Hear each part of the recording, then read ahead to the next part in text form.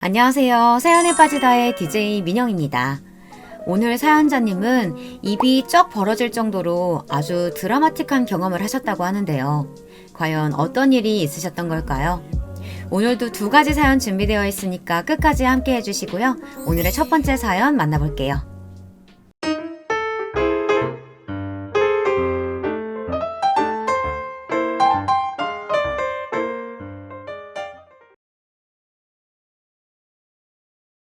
안녕하세요. 저는 40대 유부녀입니다.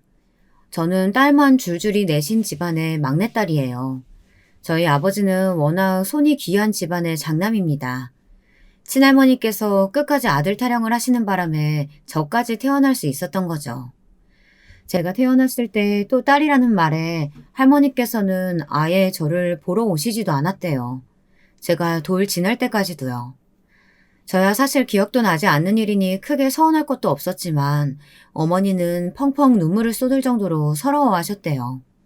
그럴 만도 한 게 당시 부모님은 주말 부부셨어요. 저와 어머니는 서울에 있었고 아버지는 지방에 발령을 받아 몇 년째 떨어져 계셨거든요. 저를 낳았는데도 아버지는 일 때문에 하루 만에 지방으로 돌아가셨답니다. 그런데 어머니께서 저를 낳고 건강이 좋지 않아 병원에 2주 넘게 입원을 했대요. 외할머니는 저와 언니들을 돌보느라 병원에 오실 수가 없었죠. 그런 와중에 할머니는 바로 근처에 사시면서도 어머니가 딸을 낳았다는 이유만으로 한 번도 병원에 안 오신 거예요. 어머니는 병원에 있는 동안 몸도 아프고 마음도 외롭다 보니 혼자 별의별 생각을 다 했답니다. 나는 이 집 며느리가 아니라 아들 낳아주러 들어온 씨바지였던 거지. 당신은 애들 앞에서 무슨 그런 소리래. 어머니께서 서운하셔서 그러는 건데 자식된 도리로 좀 이해도 할 수 있지. 어머니가 속상하고 서운할 때마다 하소연을 하면 아버지도 좀 받아주면 좋은데 항상 참지 못하시고 어머니께 버럭 소리를 지르셨어요. 오랜만에 만나서도 부모님은 매일 싸우셨습니다. 그전까지는 할머니가 아무리 괴롭혀도 엄마는 자신이 아들을 낳지 못한 탓이라고 생각해서 꾹 참고 사셨대요. 그런데 막내인 저를 낳고 난 뒤 연달아 출산하느라 몸이 완전히 망가져 버렸는데도 할머니는 아들을 낳지 못했다는 이유만으로 아예 대놓고 어머니를 무시하시고 없는 사람 취급하셨대요. 그러니 어머니도 더는 참지 않으셨답니다. 언니들의 기억을 빌리자면 그때부터 부모님의 사이가 급속도로 더 나빠졌답니다. 엄마와 할머니가 만나기만 하면 싸우는 통에 언제부턴가는 아예 명절날에 할머니 댁에 가지도 않았어요. 명절날 가봐야 어차피 여자들은 일만 하고 제사도 못 지내는데 딸들 데리고 가봐야 무슨 소용이냐며 어머니는 아버지만 혼자 가라고 하셨습니다. 이미 부모님의 사이는 나빠질 대로 나빠진 상황이었고 주말 부부이기까지 하다 보니 아버지도 아예 할머니 댁에 같이 가자는 말도 안 했습니다. 그냥 혼자 할머니 댁에 다녀오셨어요. 아버지는 명절 때 할머니 댁에 혼자 다녀오시면 저희를 상에 앉혀놓고 술을 한 잔씩 드시면서 절대 네 엄마 닮지 말라는 말을 입에 달고 사셨습니다. 언니들은 아버지를 싫어했어요. 어릴 때부터 내내 아버지와 떨어져 살아 정도 별로 없었지만 엄마가 힘든 게 언니들은 다 아버지 탓이라고 생각했거든요. 능력이 없어서 지방까지 내려가 일하느라 가정에 소홀했고 할머니와 엄마가 문제가 생길 때마다 아버지는 할머니 편을 들어 엄마를 속상하게 했으니까요. 저는 지금이야 당연히 아버지가 중간에서 잘못했다는 걸 알지만 당시에는 너무 어려서 몰랐어요. 단순히 아버지가 그냥 좋았습니다. 저는 아버지가 집에 오시는 날만 기다리고 있었어요. 아버지가 집에 오시면 저는 하루 종일 따라다니며 무릎에 앉았습니다. 아버지도 딸이 위로 셋이나 있었어도 그런 관심을 받아본 적은 처음이라 그랬는지 저를 많이 예뻐했습니다. 그 마음이 티가 났던 게 주말에 오실 때마다 제 옷이며 선물을 사오셨어요. 언니들 물건도 어쩌다 사오셨지만 제 선물은 매주 있었습니다.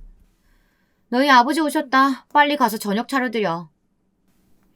아버지가 돌아오실 때까지도 언니들은 아버지가 오시면 저에게 너희 아버지라고 불렀어요. 어려서부터 아버지가 막내인 저만 예뻐했다고 언니들이 놀리듯 하는 농담이었죠.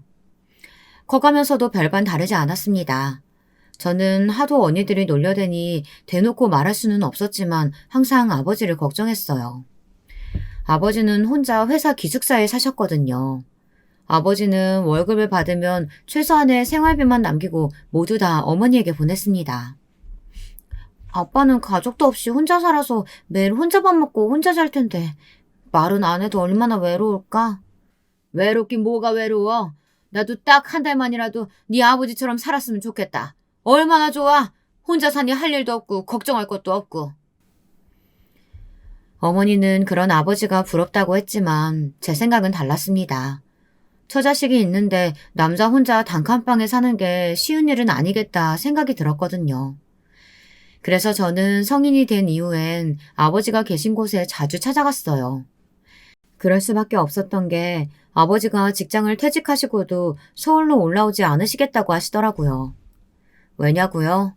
부부 사이의 일이니 저도 정확한 진실을 알 수는 없었지만 제가 생각하기론 아버지의 의사 반, 어머니의 강요 반이었던 것 같습니다. 아버지의 퇴직이 1년 정도 남아있을 때 어머니께서 넌지시 제안을 하나 하셨거든요. 살던 기숙사 근처에 작게 땅을 사줄 테니 거기서 농사나 좀 지으라고요. 평소에 아버지께서 일이 힘들다고 투덜대실 때마다 그렇게 이야기하긴 했어요. 조용한 데서 농사나 좀 지으며 살고 싶다고요. 어머니는 결국 아버지의 꿈을 이루어준다는 명분으로 지방에 땅을 사서 아버지를 그곳에 남게 했습니다. 저는 아버지에게 갈 때마다 물었어요. 평생 혼자 사시는 거 외롭지 않냐고요. 그럴 때마다 아버지는 괜찮다고만 하셨습니다. 가족들이랑 너무 오랫동안 떨어져 살아서 그런지 이제는 그 집에 가면 불편해. 내가 꼭 이방인인 것 같고. 난 여기가 편하다. 지금도 간혹 그때의 아버지의 대답을 떠올리면 과연 진담이셨을까 싶어요. 그냥 외롭다고 더는 혼자 살기 싫다고 말할 자신이 없어서 그렇게 이야기하신 건 아닐까 싶습니다. 왜 과거형이냐고요? 아버지께서는 제가 결혼하는 것도 못 보시고 돌아가셨어요. 농사가 제법 잘 된다며 매일 상추며 고추 같은 채소를 보내주셨는데 언제부턴가 연락이 뜸해서 제가 찾아갔더니 몸이 많이 안 좋아지셨더라고요. 너는 너희 얼마 안 닮아서 결혼하면 잘 살 거야. 그리고 무조건 시부모님한테도 잘해. 그럼 아무리 못난 남편이라도 마누라한테 잘하게 돼 있어. 제가 자주 내려가 아버지를 병원에 모시고 다녔어요. 그때마다 같은 이야기를 하셨습니다. 그때는 또 고루한 소리 한다고 아버지에게 짜증 섞인 소리를 했지만 지금 생각해보면 제 걱정을 해서 그런 소리를 하신 걸 텐데 너무 죄송해요.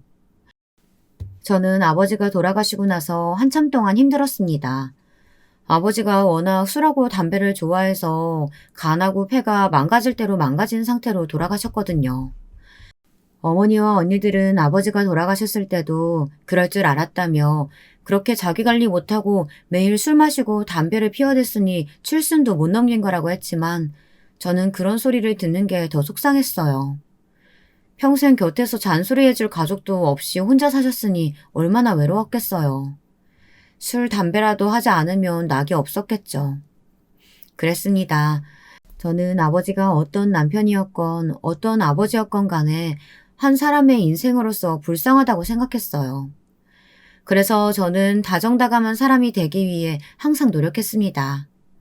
어머니가 이해되지 않아도 언니들이 이기적이라는 생각이 들어도 이해하고 넘어갔어요. 가족은 그런 거니까요. 그런데 매번 이해하고 넘어가기가 쉽지만은 않았습니다. 언니 셋이 모두 다 결혼하고 저만 남았을 때 어머니는 농담처럼 제가 결혼하지 않았으면 좋겠다고 하셨어요. 언니들도 다 떠나갔는데 저까지 가버리면 혼자 어떻게 사시냐고요. 아버지는 그 외딴 동네에서 평생 혼자 잘만 살았는데 엄마는 딸들하고 다 가까이 살면서도 왜 그렇게 엄살이 심해? 그럼 막내들어 평생 시집도 가지 말고 엄마만 모시고 살라는 거야? 누가 시집을 아예 가지 말래?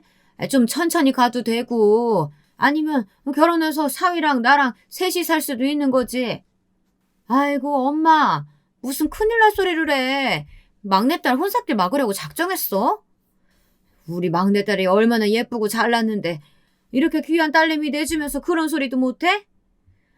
아휴, 우리 막내 시집가긴 글렀네, 글렀어. 저도 그때야 특별히 만나는 남자가 있을 때가 아니라서 심각하게 생각하지 않았습니다.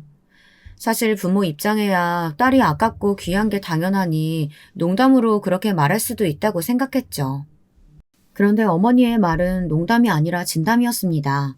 제가 결혼할 남자가 생겨서 집에 데리고 왔더니 어머니께서 제 남자친구에게 정말 대릴 사위 이야기를 하셨어요. 운명의 장난인지 제 남자친구는 아들만 줄줄이 셋인 집의 막내 아들이었어요.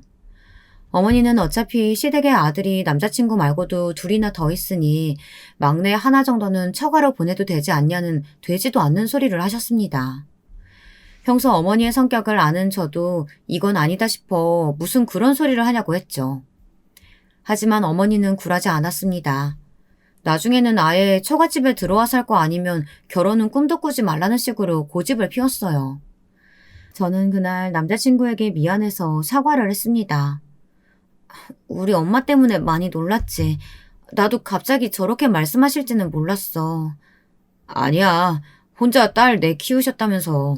평생 딸들이랑 복잡거리고 사시다가 딸 넷 다 시집 보내고 나시면 얼마나 헛헛하고 힘드시겠어. 나 충분히 이해해. 내가 부모님이랑 한 번 더 상의해 볼게. 처음 만났을 때부터 좋은 사람이라는 거야 알았지만 이렇게 완벽한 남자일 줄은 몰랐습니다. 남자친구는 신기하게도 시부모님께 대릴사위 자리를 허락받았어요. 제 두 귀로 듣고도 믿기지 않았어요. 그렇게 남자친구는 정말 제 남편이 되었습니다. 시댁에 어떻게 허락을 받았냐고요? 저도 신기해요. 사실 저희 시댁이 보통 고루한 집안이 아니거든요. 어느 정도 고루하냐면요. 처음 상견례 때부터 예사롭지 않았어요. 우리 아들들이 다 잘나서 그런지 첫째, 둘째 다 사돈들이 제가 특별히 말 안 해도 혼수며 예물 예단 얼마나 대단하게 해왔는지 몰라요. 얘 큰애야, 그때 그 가구가 어디 거라고 했지? 아, 아버지께서 직접 이탈리아 가셔서 장인한테 주문 제작해 오신 거예요.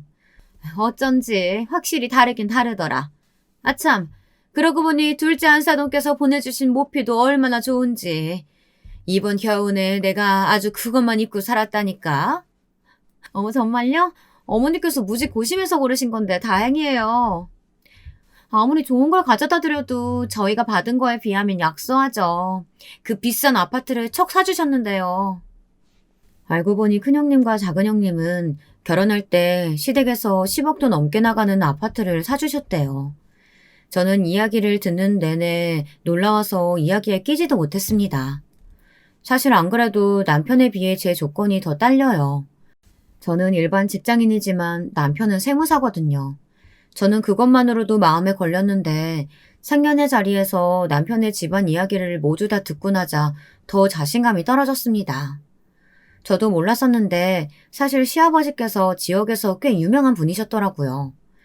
남편의 할아버지께서도 크게 사업을 하셨던 분이라 남편의 집안은 이미 탄탄한 재력을 가지고 있었는데요. 시아버지께서도 지역 금융사 최고 경영자 자리에까지 오르셨다네요. 인맥이며 재력이며 어느 하나 빠지는 게 없는 집안이었습니다. 그뿐만이 아니에요. 첫째 아주버님도 대기업에 다니고 있었고 둘째 아주버님은 공기업에 다니세요. 그랬으니 큰형님, 작은형님 두 분 다 알아서 혼수를 어마어마하게 하셨나 봐요. 저는 시간이 갈수록 점점 더 위축됐는데요. 저희 친정어머니는 그렇지 않으셨습니다. 오히려 더 당당하셨어요. 그거야 사돈께서 비싼 아파트 한 채씩 사주셨으니까 그런 거죠. 우리 애들은 상황이 다르잖아요. 어차피 결혼하면 우리 집에 들어와 살기로 했는데 혼수니 예단이니 다 무슨 소용이에요? 저희가 언제 대릴 사유로 받아달라고 했습니까? 안사돈께서 저희 아들이 안 들어가서 살면 결혼 못 시킨다고 했다면서요. 얘가 무조건 처가댁에 들어가 살겠다고 얼마나 조르는지. 제 진짜 속마음이야. 그깟 결혼 안 시키고 싶죠. 근데 어쩌겠어요. 귀한 내 아들이 죽어도 결혼해야겠다는데. 상견례 분위기가 삽시간에 안 좋아지자 저와 남편은 당황했습니다. 중간에서 어떻게 해야 하나 해서요. 그런데 때마침 시아버지께서 나서셨습니다. 이제 한 가족인데 별거 아닌 걸로 왈가왈부하면 되겠습니까? 안사돈께서 원하시는 대로 제 아들을 데릴 사이로 데려가셨으니 우리 막내 며느리도 알아서 시댁에 잘 하겠죠. 그치, 세아가? 저는 그때까지만 해도 너무 뭘 몰랐습니다. 참 순진했어요. 시아버지의 말씀에 어쩔 줄 몰라 하며 제가 잘하겠다고 아주 꾸벅 절을 했습니다. 결혼 준비할 때도 별의별 일이 다 있었어요. 시어머니는 하루에도 몇 번씩 전화하셨어요. 그리고는 자꾸만 이상한 질문을 하셨습니다. 친정에 신혼방으로 쓸 방에 가봐도 되겠냐, 방 크기는 어느 정도 되냐, 화장실은 몇 개냐 등등 걱정이 많으셨어요. 처음에야 그러려니 했는데 하루에도 몇 번씩 전화해서 그러시니 남편을 무슨 5살짜리 어린애로 보시는 것 같더라고요. 우리 막내가 보기엔 털털해 보여도 은근 잠기가 예민해가지고 옆에서 뒤척이기만 해도 잠을 못 자. 근데 세아가 너 잠버릇은 어떠니? 너 혹시 코 고는 거 아니지? 아니다. 차라리 침대를 하나 사줄까? 요즘 젊은 사람들은 싱글로 2개씩 놓고 그런다던데. 아니에요. 저 잠버릇도 없고 코도 안 골아요. 그리고 저희 방이 그렇게 넓지는 않아서 싱글 2대가 다 들어가진 못할 거예요. 엄마 쪽팔리게 왜 그래 진짜. 누가 보면 내가 마마보이인 줄 알겠어. 저는 시어머니를 만날 때마다 마음이 불편했어요. 남편도 항상 제게 미안해했고요. 하지만 남편에 대한 걱정 때문이라고 하기엔 시어머니께서 도가 지나치기는 했습니다. 저희 시댁은 한 달에 한 번 여자들끼리만 모이는 모임이 있어요. 형님들과 시어머니 그리고 저. 이렇게 넷이 모여 함께 음식도 만들어 먹고 술도 한 잔씩 하고는 했습니다. 그런데 말이 좋아 사실 모임이지 저는 좀 불편했어요. 며느리 셋을 가지고 매일 비교하면서 누가 더 잘하나 확인하는 자리 같았거든요. 갈 때도 항상 시어머니가 좋아하실 만한 선물도 사가야 했죠. 처음에 제가 모르고 빈손으로 갔다가 양손 가득 선물을 사가지고 오신 형님들 사이에서 아주 무안했거든요.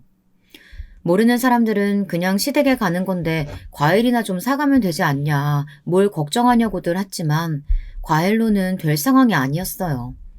갈 때마다 매번 고민이 됐습니다. 하루는 퇴근하고 가느라 제가 좀 늦어 급하게 시댁에 갔는데요. 그래도 선물은 빼먹을 수 없어서 유명 제과점에서 케이크를 사서 갔습니다. 이 케이크가 그냥 케이크가 아니거든요. 가게가 문을 열기도 전에 사람들이 줄 서서 사는 케이크인데 얼마 전에 시어머니께서 궁금하다고 하시길래 제가 점심시간에 밥도 안 먹고 가서 사온 케이크였어요. 그런데 오늘도 제 케이크는 밀렸습니다. 큰형님께서 아예 업체를 불러 집안에 파티 준비를 하셨더라고요. 인테리어뿐만 아니라 음식도 유명 셰프를 불러 싹 준비하고요.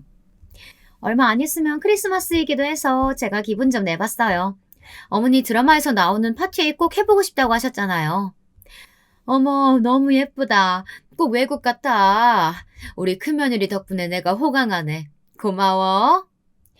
어머, 근데 이걸 언제 다 치워요? 어머니 지저분한 거 너무 싫어하시잖아요. 내가 당연히 청소업체까지 싹 불렀지. 어머니 걱정하지 마세요. 이따 파티 끝나면 알아서 와서 다 치워줄 거예요. 제가 사온 케이크는 꺼내보지도 못하고 저녁만 먹고 왔습니다. 며느리들끼리 뭘 이렇게까지 하냐고요. 저도 처음엔 너무 과하다고 생각했죠. 그런데 얼마 전 시아버지께서 며느리들을 불러놓고 선전포고를 하나 하셨어요. 내가 곧 너희 시어머니랑 제주도로 이사할 생각이야. 그래서 제주도로 가기 전에 우리가 살던 이 집은 너희 중에 시어머니한테 제일 잘하는 며느리한테 줄 생각이다. 시부모님이 노는 2분이서만 제주도에서 지내시겠다고 하시면서 말도 안 되는 제안을 하셨어요. 시부모님이 사시던 집은 현재 시세로 30억이 넘는 주택이에요. 그걸 통째로 아들들도 아닌 며느리에게 증여해준다는 게 쉬운 일은 아니었죠. 물론 시아버지의 갑작스러운 선전포고로 아들들까지 난리가 나긴 했습니다. 저희 남편도 마찬가지였어요. 형들은 다 아파트 있고 집 없는 건 나뿐인데 당연히 내가 받아야지. 여보, 이번 일은 우리한테 아주 중요한 일이야. 잘 생각해봐. 그 집 받아서 장모님이랑 셋이 살고 장모님 집 팔면 장모님 노후는 아무 걱정 없잖아. 남편 말을 듣다 보니 저도 욕심이 났습니다. 사실 어머니 집이 크긴 해도 워낙 오래된 집이라 노후가 많이 됐거든요. 워낙 땅값이 싼 동네라 지금 당장 팔아도 형님들이 사시는 아파트도 못 살 돈이었어요. 그래서 저도 형님들의 재산 다툼에 끼어들었습니다. 시어머니의 마음에 들기 위해 부단히 노력했어요. 그런데 금액이 워낙 크다 보니 경쟁은 치열하다 못해 과열됐습니다. 어느 정도였냐고요? 제가 뭔가 하기도 전에 형님 두 분은 결국 머리끄덩이까지 잡고 싸웠어요. 큰형님이 시댁에서 화려한 파티를 연 지 얼마 지나지 않아 작은 형님이 나섰습니다. 시어머니가 평소 좋아하는 화가의 그림이 있었는데 그걸 작은 형님이 어렵게 구해왔다면서 시어머니에게 선물했어요. 시어머니는 소녀처럼 좋아하셨습니다. 그림을 벽에 걸어두고 보시며 눈물까지 흘리셨어요. 그런데 그 대단한 그림이 글쎄 가짜였습니다. 작은 형님이 시어머니에게 인정받겠다고 일부러 작정하고 가짜를 진짜인 것처럼 속인 거였죠. 그 사실을 어떻게 알았냐고요? 큰형님이 누굽니까? 순순히 작은 형님에게 집을 양보할 사람이 아니었죠. 작은 형님이 그림을 사온 경로를 알아내서 시어머니에게 일렀어요. 시어머니는 며느리가 당신을 속였다는 사실에 엄청 화가 나서 둘째 형님을 나무라셨습니다. 그 일로 작은 형님이 큰형님의 머리채를 잡았어요. 식구들 다 있는 앞에서요. 시댁은 순식간에 아수라장이 됐습니다. 형님들 다툼에 아주버님들까지 참전해서 일이 커졌거든요. 서로 욕하고 소리 지르며 천박한 말까지 오고 갈 때쯤 마침 집에 돌아오신 시아버지께서 그 광경을 보고 경악하셨습니다. 이 못난 것들이 지금 뭐 하는 거야?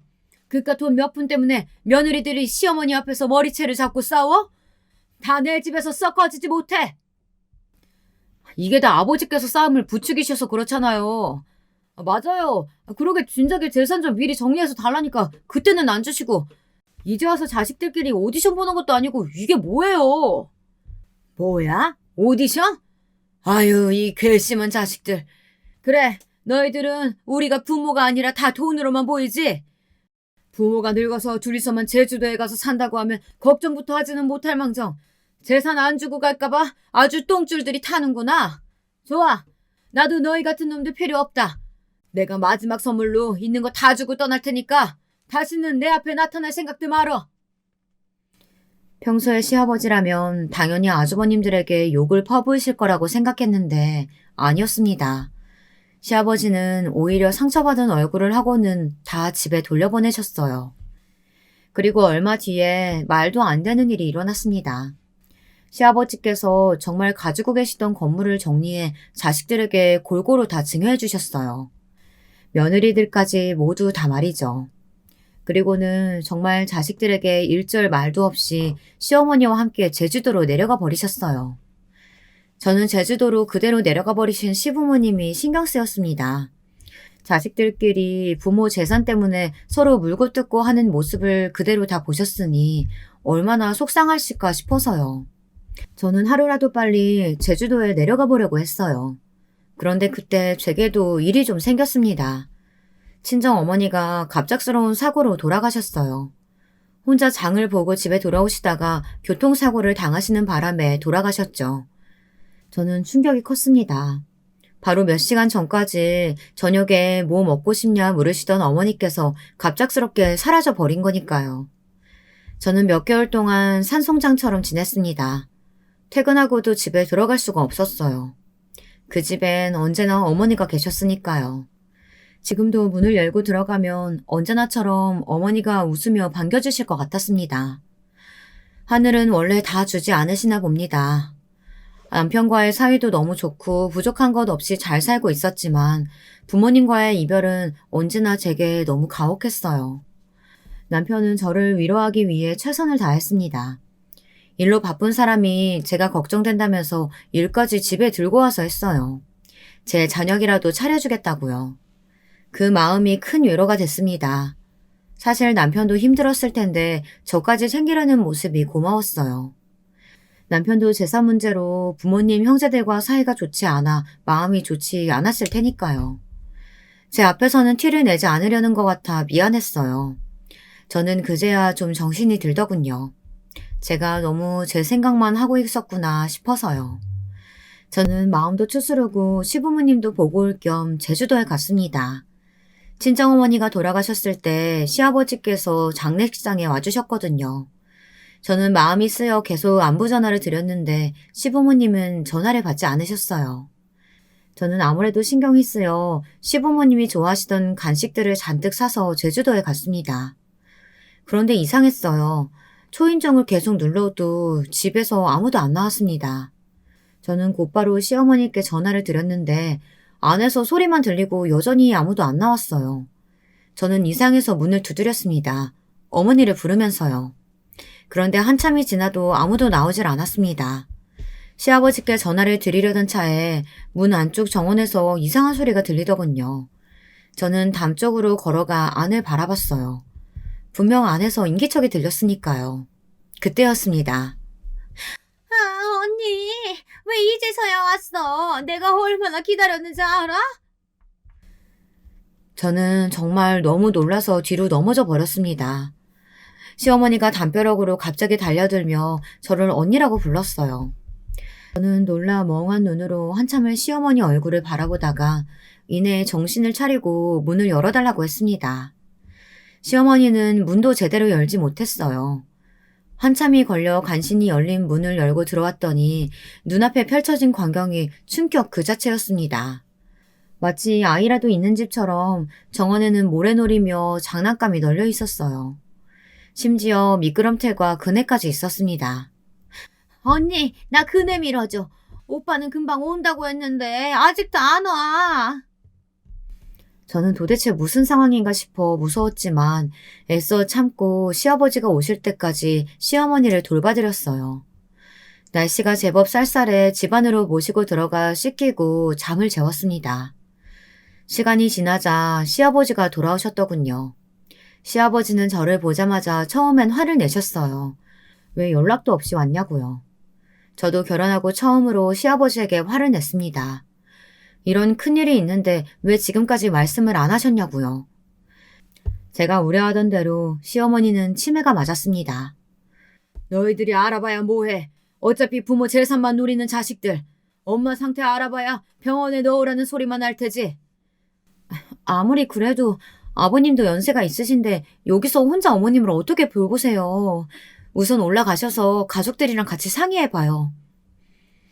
저는 이대로 시부모님을 두고 돌아갈 수 없었습니다. 어떻게든 두 분을 모시고 올라가고 싶었어요. 그런데 시아버지는 강경하셨습니다. 사실 시어머니의 일로 제 결혼도 허락하신 거랍니다. 그 전 같았으면 제 조건에 대릴 사위 같은 거 절대 받아들이셨을 리 없다고요. 시아버지도 시어머니의 건강 문제로 힘들었던 시기라 하루라도 빨리 막내를 장가 보내려고 하신 거죠. 시어머니께서 당신의 상태를 숨기고 싶어 하셨으니까요. 나는 너희 시어머니가 원하는 대로 자식들이고 주변이고 다 비밀로 해줄 생각이야. 어차피 집이고 재산이고 다 줬으니 이제 너희들 우리한테 아예 관심도 없잖아. 차라리 잘 됐어. 너도 괜한 마음 쓰지 말고 올라가서 잘 살아라. 다른 애들한테도 아무 말 말고. 저는 아무리 그래도 어떻게 그러냐고 울고 말았습니다. 자꾸만 조금 전 씻겨드릴 때 보았던 앙상한 시어머니의 몸이 떠올라 마음이 아팠습니다.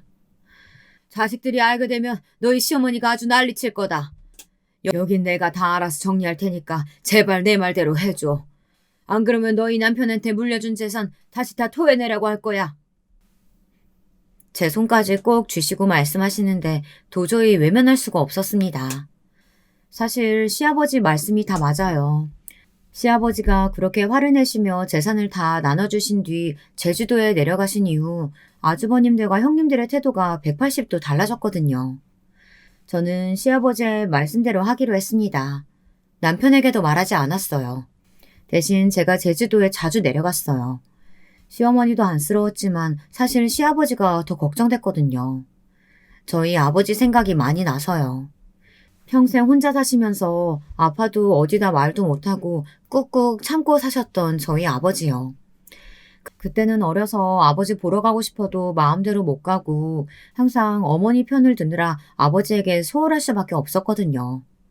아버지가 돌아가시고 나서 얼마나 후회했는지 몰라요.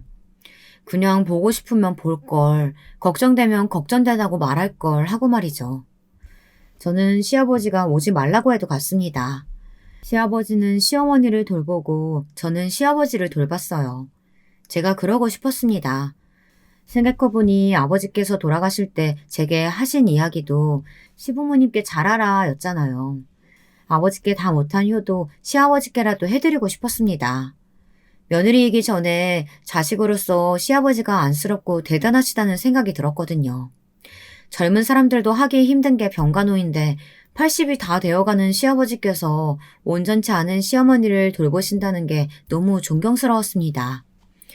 거기다가 본인이 지금까지 이뤄놓으신 것들까지 모두 다 내려놓으시고 제주도까지 내려와서요. 그런데 제가 한 가지 놓치고 있었던 게 있었어요. 바로 제 남편입니다. 제가 자꾸만 제주도에 왔다 갔다 하니 남편은 저를 걱정했어요. 자식들 다 필요 없다고 제주도로 내려가신 부모님이 자식들의 연락은 받지 않으면서 혹시나 저를 따로 불러 귀찮게 하시는 건 아니냐고요. 저는 그때마다 남편을 속이는 게 좀 미안했어요. 하지만 시아버지께서 남편이 알게 되면 저를 절대 못 오게 할 거라고 하셔 숨길 수밖에 없었습니다. 그동안 저와 시아버지는 많이 가까워졌어요. 제가 자꾸만 쉬는 날마다 제주도에 오니 시아버지도 걱정이 되는지 자기 걱정은 하지 말고 좀 쉬라고 하시더라고요. 아버님이 쉬셔야 저도 쉬죠. 안 그래도 제가 다음 달은 일이 바빠서 못 내려와요. 그래서 제가 따로 간병인 한 분 구해뒀어요. 다음 주부터 오시라고 했으니까 이번엔 거절하지 마시고 꼭 간병인 쓰세요. 안 그러면 저 또 월차 쓰고 내려와요. 시아버지는 못 이기는 척 제 부탁을 들어주셨습니다. 그래도 간병인 자르라는 소리가 없으신 게 제가 구한 간병인이 마음에 드시나 보더라고요. 그러던 와중에 문제가 터졌습니다. 1년 넘게 연락도 없었던 아주버님과 형님들이 갑자기 집에 찾아왔어요. 시부모님이 제주도에 내려가시고 나서 처음이었습니다. 그런데 오랜만에 찾아와서 한다는 소리가 가관이었어요. 막내, 너 혹시 알고 있었냐? 아버지 회사에 지분 있는 거랑 따로 투자해 놓은 거 있었던 거. 그랬습니다. 돈 문제가 아니면 연락할 리 없었죠. 큰 아주버님께서 어디서 들으셨는지 시아버지께서 따로 정리해둔 재산이 또 있다는 사실을 알게 된 겁니다. 아버지한테 재산이 있든 말든 형이 무슨 상관이야. 그럼 아버지 성격에 진짜 우리한테 다 주고 떠나신 줄 알았어? 거봐 형. 어머니가 막내랑 우리랑 차별한다니까. 너 어머니한테 들었지? 어머니가 뭐래? 아버지 돌아가시면 너한테 따로 준대? 무슨 말도 안 되는 소리야. 형들은 양심이라는 게 있기는 해? 어떻게 그런 말을 아무렇지도 않게 해? 이 자식 이거 착한 척하는 것 좀 봐라. 뭐가 있으니까 아버지가 우리 전화 안 받으면서 너희 장모님 돌아가셨을 때 장례식에는 온 거였잖아. 너 말 똑바로 안 해? 그만. 제발 그만 좀 하세요. 아버님 연세도 이제 80이세요. 아주버님들이 자식으로서 아버님께 뭘 잘했다고 또 재산 이야기를 하세요? 저는 처음으로 아주버님들 앞에서 소리를 질렀습니다. 도저히 참을 수가 없었어요. 어머니 아버님이 어떻게 지내고 있는지는 조금도 궁금해하지 않으면서 어떻게 시부모님 재산에 또 욕심을 낼 수 있는 건지 너무 뻔뻔해서 두고 보고만 있을 수가 없었습니다. 동서야말로 어디서 감히 큰 소리를 내? 시부모님이 안 계시면 우리가 제일 큰 어른인 건 몰라? 어른 같은 소리 하고 있네. 어른이면 어른 노릇하고 대접받을 생각을 하세요. 저는 아주버님이든 형님이든 도저히 저보다 어른이라고 생각 안 하니까 저한테 어른 대접 받을 생각하지 마세요. 세상에 어떻게 이런 인간들이 있을까요? 다들 부모 덕에 남들 앞에서 떵떵거리고 살 정도로 잘 살면서 아직도 욕심이 나나 봅니다. 저는 곧바로 제주도에 계신 시아버지에게 연락을 드렸어요. 아주버님과 형님들이 제주도로 내려갈 것 같다고요. 제 이야기에 시아버지는 속상하신 듯 보였지만 얘기 안 할 수가 없었습니다. 아무것도 모르고 계시다가 또 아주버님과 형님들에게 당하면 안 되니까요. 그런데 며칠 뒤 큰일이 벌어졌습니다. 간병인 분에게 연락이 왔어요. 저희 시아버지께서 쓰러지셨답니다. 저는 너무 놀라서 남편과 바로 제주도로 내려갔어요.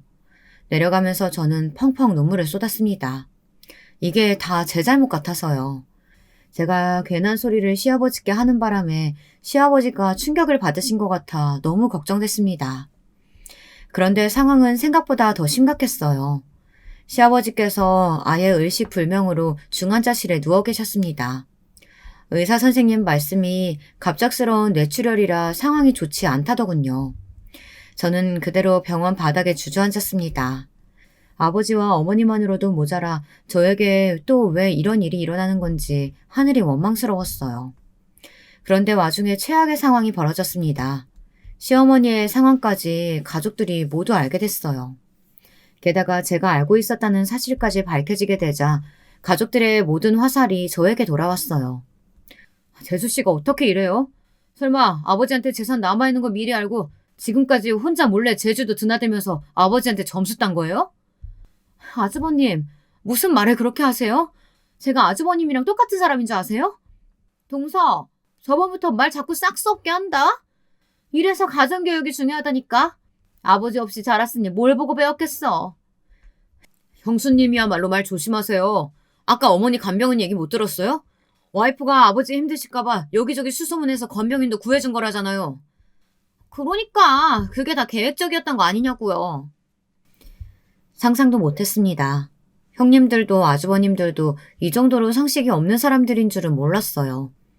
어머니의 간병인이 지금까지 있었던 일을 다 설명했는데도 자기들 마음대로 해석해서 생각했어요.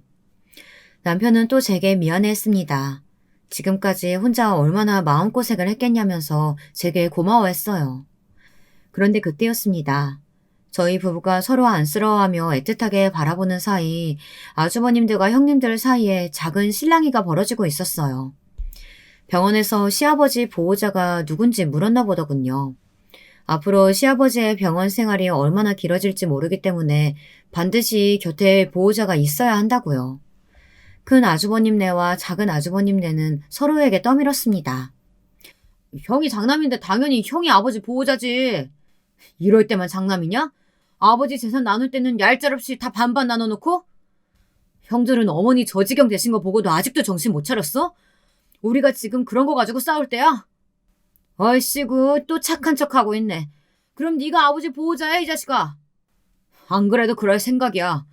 어차피 지금까지도 우리 와이프가 다 알아서 했는데 이제 알았으니까 내가 해야지. 저 새끼 저거 아버지 옆에 붙어서 재산 빼돌리려고 하는 거 아니야? 안 되겠다 여보. 당신이 좀 아버지 옆에 있어. 어차피 집에 가봐야 쇼핑하는 거 말고 당신이 하는 것도 없잖아. 뭐? 이 인간이 입에서 나오면 다 말인 줄 아나. 내가 당신 아버지 간병을 왜 해? 우리도 이러고 있을 수 없지. 여보, 당신이 하면 되겠다. 당신 간호대학 나왔잖아. 뭐래? 내가 간호사지 무슨 간병인이야? 나는 절대 간병 같은 건 못해. 그렇게 걱정되면 당신이 하든지. 금세 시끄러워졌습니다. 이놈의 형제들은 도저히 조용할 틈이 없었어요. 어쩜 저렇게 이기적일까요? 재산은 누구에게도 뺏기기 싫으면서 조금도 부모님을 위하는 일에는 관심이 없었습니다.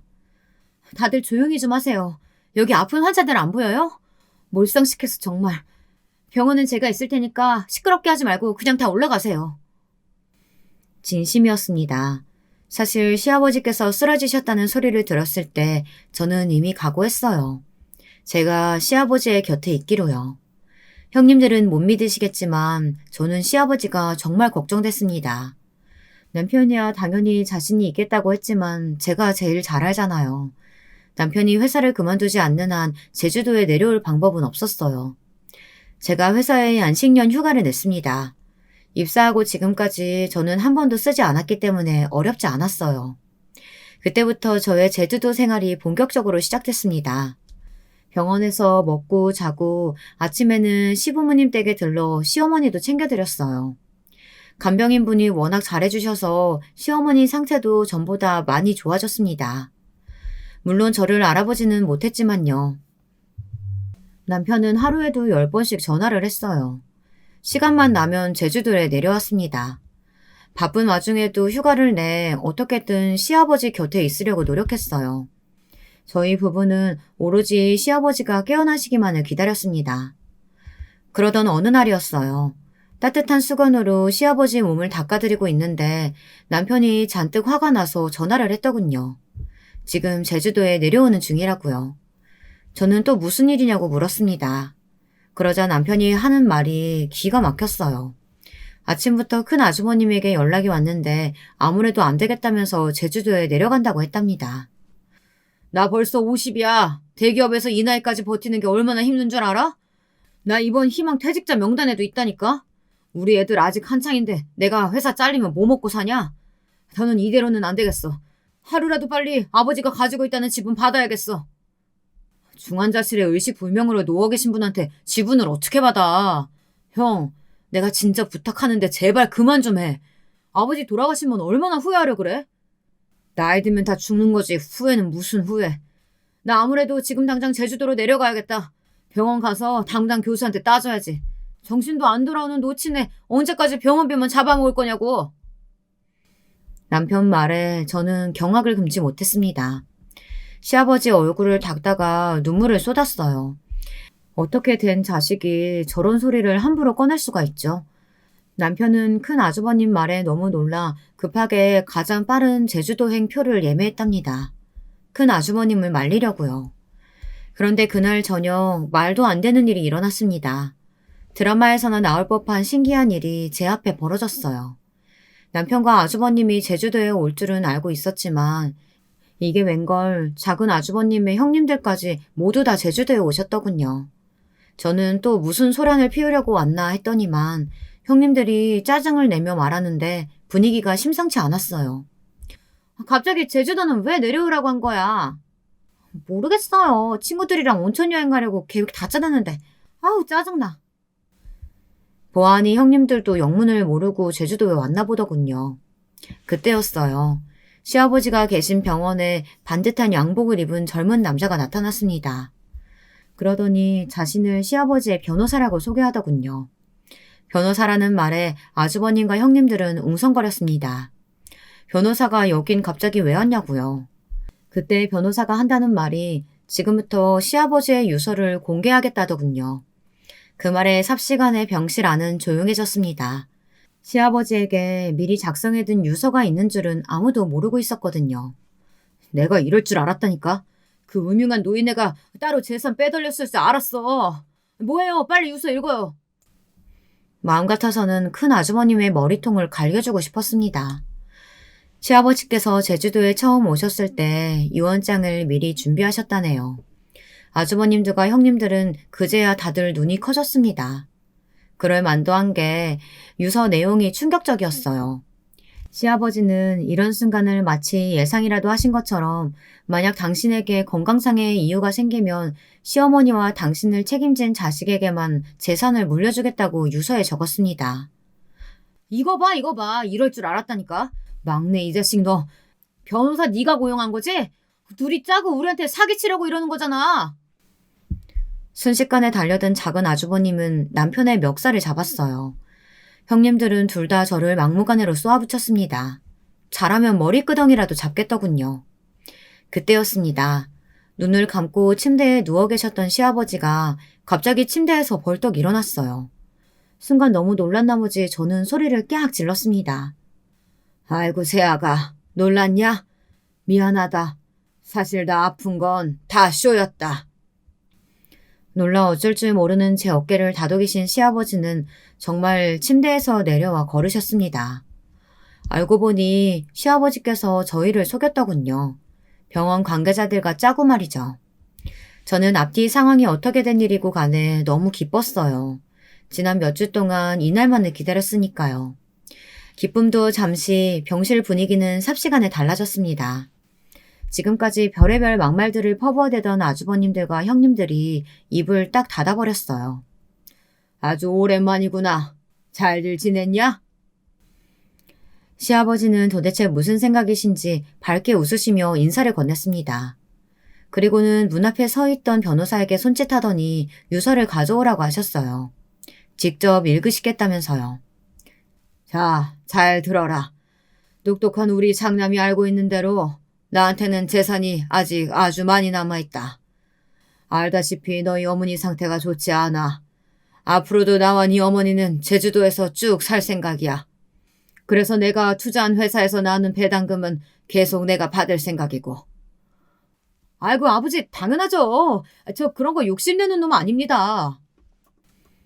뻔뻔해도 어떻게 저렇게 뻔뻔할 수가 있을까요? 아주버님은 시아버지더러 음흉한 노인네라고 할 때는 언제고 아무 일 없다는 듯이 태연하게 굴었어요. 그리고 그 외에 남은 재산은 유서에 적은 내용대로 나와 너희 어머니를 살뜰히 챙긴 우리 막내 며느리한테 다 줄 거다. 순식간에 난리가 났습니다. 아주버님들과 형님들도 저와 남편에게 물건만 던지지 않았지 말도 안 되는 소리라며 소리를 지르고 난동을 부렸어요. 그 순간 더 드라마틱한 일이 벌어졌습니다. 병원 안으로 경호원들이 들어오더니 아주버님들과 형님들을 제지했어요. 아직 끝이 아닌데 어쩌지? 김 변호사가 맞아 읽어. 큰아드님과 작은아드님 그리고 두 며느님 모두 해당되는 내용이니까 잘 들으세요. 아버님께서 자녀분들에게 망은 행위로 인한 재산 증여 해제 신청을 하셨습니다. 그랬습니다. 저도 몰랐는데 부모가 자식에게 재산을 증여하고 난 뒤 자식들이 자식으로서 해야 할 의무를 다하지 못하고 부모를 외면하면 증여했던 재산을 다시 뺏어올 수 있더군요. 세상에 그런 거지 같은 법이 어딨어. 여보, 우리도 1억에 있을 게 아니라 빨리 올라가서 변호사 선임하자. 그래요, 형님. 우리 같이 아버님이랑 막내는 소송 걸자고요. 셋이 짜고 재산 안 주려고 저러는 건데 이대로 뺏길 수는 없죠. 형님들, 무식한 소리 좀 그만하세요. 애초에 증여받은 재산은 다 아버님 거라 증여 해제 신청하면 다시 원래대로 돌아오는 거예요. 뺏는 게 아니라. 저는 참다 한마디 했습니다. 사람의 탈을 쓰고 어떻게 저렇게까지 부끄러운 줄 모르나 싶어서요. 제 말에도 아주버님들과 형님들은 뒤도 돌아보지 않고 올라가셨습니다. 변호사를 알아보겠다고요. 정말이지 부끄러운 줄 모르는 인간들이었습니다. 저까지 사람들 보기가 부끄러웠어요. 저는 재산이고 뭐고 간에 이 상황이 너무 어처구니가 없어서 시아버지께 원망 섞인 소리를 했습니다. 어떻게 사람을 그렇게 감쪽같이 속이냐고요. 제 말에 시아버지는 저를 꼭 안아주셨습니다. 저까지 속인 건 너무 미안하지만 어쩔 수 없었다고요. 시아버지는 자식들에게 준 재산을 다 뺏기 전에 마지막으로 확인하고 싶으셨대요. 혹시나 이 녀석들이 아버지가 병상에 누워있는 걸 보면 정신 차리지 않을까 싶어서요. 그날 이후 어떻게 됐냐고요? 말해 뭐 하겠어요. 모든 게 다 시아버지의 계획대로 척척 일사천리로 해결됐습니다. 아주버님과 형님들의 재산은 다시 다 시아버지에게 돌아왔어요. 그리고 시아버지는 정말 제게 아주 많은 재산을 물려주셨습니다. 부동산만 해도 대충 20억이 넘어요. 저는 제가 한 거에 비해 너무나 많은 것을 받는 것 같아 민망했습니다. 그 이후 저희 부부는 많은 생각을 했습니다. 그리고 아예 제주도로 내려왔어요. 남편도 오랫동안 일할 만큼 했고 지금까지 친정어머니 모시느라 고생했잖아요. 앞으로는 저희 부부가 시부모님을 모시기로 했습니다. 에이, 내가 너희더러 나 모시고 살라고 재산 준 거 아니야. 아버님은 괜히 좋으시면서 꼭 그러시더라. 제가 아버님이랑 어머님이랑 같이 살고 싶어서 온 거니까 뭐라고 하지 마세요. 재산 뺏긴 형님들은 어떻게 됐냐고요? 저도 시아버지도 전혀 궁금하지 않았습니다. 시아버지는 아예 일절 아주버님과 형님들 이야기를 꺼내지도 않으세요. 아예 없는 사람 취급하십니다. 하지만 아주버님과 형님들은 달랐죠. 주말마다 집에 찾아와 싹싹 빌었어요. 누가 시키기라도 한 것처럼 일을 찾아서 합니다. 형님들은 시어머니가 좋아하셨던 것들을 잔뜩 사와서 시중을 들어요. 아무리 노력하면 뭐 하겠어요. 시어머니는 아무것도 기억하지 못하시고 시아버지는 아예 못 본 척 하시는걸요. 다시 한번 찾아오면 주거 침입죄로 신고할 거니까 알아서들 해. 시아버지는 절대 문을 열어주지 말라고 하셨지만 저는 언젠가 아주버님과 형님들도 정신이 들겠지 싶어 못 이기는 척 문을 열어줍니다. 그래도 천린인데 끊어질까 싶어서요. 그리고 저희 부부에게 또 다른 좋은 일이 생겼습니다. 저와 남편은 부부 금실이야 좋았지만 사실 고민이 하나 있었어요. 둘 다 겉으로 드러내지는 않았지만 결혼하고 지금까지 아이가 생기지 않아 마음고생을 했었습니다. 그런데 신기하게도 제주도에 내려와 산 지 얼마 되지 않아 제가 임신을 했어요. 노산도 이런 노산이 없는데 제주도에 오고 난 뒤 이래저래 마음이 편했는지 자연스럽게 아이도 생긴 것 같아요. 저와 남편은 어느 때보다 행복한 시간을 보내고 있습니다. 여러분의 가정에도 드라마틱한 일이 생기시길 바랄게요. 지금까지 저의 긴 이야기 들어주셔서 감사합니다. 안녕하세요. 어디다 이 원통한 이야기를 풀어야 할지 몰라 여기를 찾았습니다. 이야기를 시작하기 전에 제가 얼마나 힘든 상황에 처해 있는지 알아주셨으면 합니다. 부디 따뜻한 말씀 한마디씩 부탁드릴게요. 제겐 눈에 넣어도 안 아플 딸 2명이 있습니다. 남편과 결혼하고 한동안 애가 생기지 않아 고생하다 낳게 된 딸들이죠. 그렇게 낳은 딸이라 저에겐 유독 각별하게 애정이 가는 자식이었습니다. 특히 저희 첫째 딸은 제게 마치 아픈 손가락 같은 존재인데요. 장녀라서가 아니라 첫째 딸이 어렸을 때부터 몸이 좀 자주 아팠습니다. 갓난아기 때부터 열이 잘 나 응급실을 왔다 갔다 했고 그 때문에 저 역시 하루에도 천국과 지옥을 여러 번 왔다 갔다 하곤 했습니다. 흔히 아이가 아프면 부모는 아무것도 못한다고 하죠. 저도 아이가 아플 때마다 심장이 쿵 떨어져 열 떨어질 때까지 얼굴만 넋놓고 바라보고 있었습니다. 아가야, 왜 이렇게 자주 아픈 거니? 엄마가 널 건강하게 낳아주지 못한 거니? 미안해, 아가야. 내가 널 고생시키는 것 같아. 아프지 마, 아가야. 가끔은 죄책감이 밀려와 그런 속삭임을 중얼거리면 아이는 제 말을 알아듣기라도 한 것처럼 손을 꼼지락거리곤 했습니다. 그렇게 엄마의 속을 썩이던 첫째 딸은 오히려 크더니 조금 나아지더라고요. 비법이랄 건 없지만 제가 일부러 아침마다 과일을 갈아 먹이고 저녁엔 줄넘기나 훌라후프 같은 운동을 시켰어요. 주말엔 저와 함께 자전거도 타러 나갔고요. 원체 활동적인 걸 좋아하는 딸이 아니어서 엄마, 나 그냥 책 읽으면 안 돼요? 하고 조르곤 했지만 엄마가 이끄니 어쩔 수 없이 따라 나선 거죠. 덕분에 중학교쯤 되었을 땐 다행히 제법 키도 크고 다른 애들과 비슷한 체격도 되었습니다. 하지만 그때가 아마 첫째 딸이 가장 힘들기 시작하던 시기였을 겁니다. 부모였던 저는 전혀 상상도 못하고 있었습니다. 우리 딸에게 무슨 일이 일어나고 있는지요. 어느 날부터 딸아이의 안색이 안 좋아지더니 갑자기 잘 먹던 밥도 안 먹고 혼자 시름시름 앓더라고요.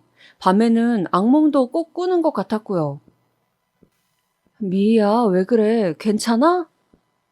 응, 괜찮아, 엄마. 나 이제 나가줘.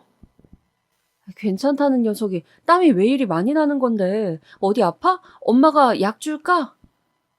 아, 됐다고 나가라고 좀.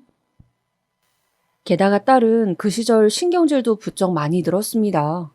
늘 무언가에 짓눌려 있는 것처럼 스트레스를 많이 받는 것 같았지만 저는 도대체 원인이 무엇인지 알 수가 없었습니다. 제가 딱히 공부 스트레스를 주는 것도 아니었고 친구들과도 사이가 나빠 보이지 않았는데 왜 이러는지 알 수 없었죠. 둘째 딸에게 몰래가 무슨 일이 있는지 한번 물어보라 했지만 둘째 딸 역시 고개를 내줬더군요. 그러던 어느 날 시장에서 장을 보고 돌아오던 길 청천벽력 같은 광경을 목격하게 되었어요. 시장 골목길 구석에서 교복 입은 학생들 여럿이서 누군가를 둘러싸고 있는데 안에 있는 아이에게 욕설을 하고 교과서나 그런 것들을 집어던지는 것 같더라고요. 놀라서 장바구니를 내려놓고 일단 말리겠다는 심산으로 불이 나게 달려갔죠. 너네 지금 뭐 하는 거니? 당장 그만 안 둬? 아줌마는 신경 끄고 가세요. 이러면 경찰에 신고할 거다. 너희 부모님 어디 계시니? 아이씨, 진짜 짜증나게. 왜 지랄이야? 그런데 그 순간 울음소리가 비집고 나왔고 제 귀가 거기에 먼저 반응했어요. 그리고 아이들이 둘러싸고 있던 피해자 아이의 얼굴을 확인한 순간 그대로 얼어붙고 말았죠. 바로 제 딸이었습니다. 눈에 넣어도 아프지 않을 제 딸이요. 엄마, 미희야. 엄마, 나 좀 구해줘. 알고 보니 딸은 따돌림을 당하고 있었더라고요. 그것도 같은 반 아이들에게 1년간 말이죠. 워낙에 교묘하게 당했던지라 학교 선생님도 몰랐다 하셨고 그 바람에 제 딸은 1년간이나 그렇게 끔찍한 고문 같은 시간을 보내야만 했습니다. 저는 당장에 가해자 학부모들과 학교 선생님들까지 소집하여 고래고래 소리쳤어요. 선생님, 아이가 1년 동안 이런 일을 당했는데 어떻게 모르실 수가 있습니까? 그리고 당신들은 애 교육을 어떻게 시킨 거예요? 지금 우리 딸이 어떤 상태인지 아세요? 죽도 못 먹고 다토해 병원에 있습니다. 이걸 어떻게 보상하실 거냐고요?